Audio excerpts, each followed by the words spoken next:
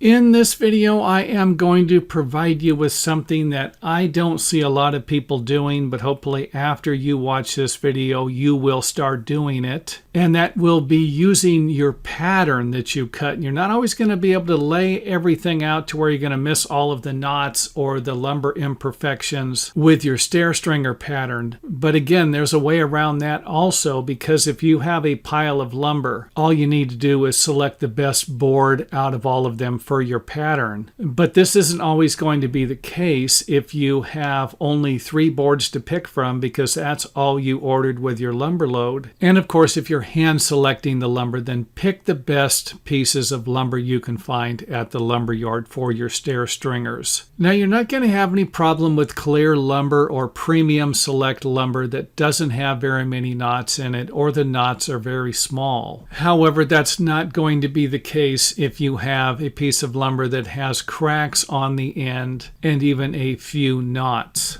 And for those of you who are not familiar with building stairs, what we usually do is cut one stair stringer. We lay it out, we cut it, we double check all the measurements, and then we use it as a pattern. We put it on top of our next piece of lumber and then just simply draw all of the lines that we need to cut all the way around the stringer, remove the pattern, and then cut this piece out. And then we will have 3 or 4, however many stringers we need to build our stairs. Now, this is something I see a lot of people doing, and that's either they order the smallest pieces of lumber they can to save money or maximize profits, or you are not worried about this breaking. And again, this is not going to be the end of the world. If you have a crack that runs up here, and after you cut the stringer, you cut the notches out for your stair stringer, this section breaks off, you can usually just grab some nails or screws and then refasten it, connect it back together. So that is not going to be the end of the world if that does happen most of the time. But that's not the reason why I'm making the video. I'm making the video to provide you with a few ideas you can use to avoid that problem. However, by moving it over a little bit to avoid most of the cracks, you can end up with some problems with the knots.